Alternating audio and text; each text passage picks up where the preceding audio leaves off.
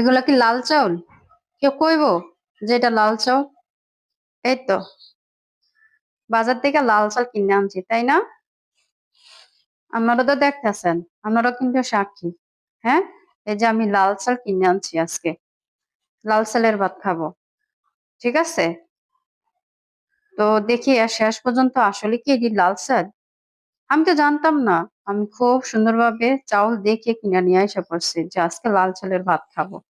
তো আসুন, চাউলগুলা পরিমাণ মতো নিয়ে রান্না করার জন্য ধুয়ে নিই। এই তো রান্না করার জন্য চাউল মেপে নিয়ে নিলাম। এখন ধুতে যাব। ঠিক আছে, দেখি ধোয়ার পর আসলে এগুলা লাল আছে। তো চাউলগুলো ধুয়ে নিতেছে।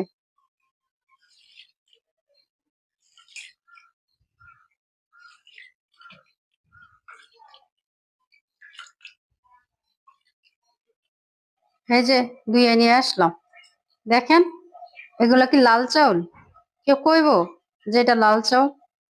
কোন আমাদেরকে যেভাবে ঠকানো হয় চাউলগুলা দেখাইয়া, ব্যবসায়ীরা যদি আমাদের সাথে এমন করে কি করুম কোন? কই যামো? এ দুঃখ কার কাছে কম? দেখছেন, এখানে লাল আছে, এই যে ধ্যান সবইতে দিক এগুলা সাদা, শুধু কয়েকটা এই যে লালের আঁশ আছে একটু। কিন্তু এটি তো লাল চাল বলা যায় না, তাই না? আপনারা কি বলেন? কমেন্ট করে জানান, আসলে কি এগুলা লাল চাউল? বলেন, এগুলা লাল চাউলের মধ্যে আছে? যে দেখেন, আমরা চাউলগুলা কিনে নিয়ে আসছি কি দেখে?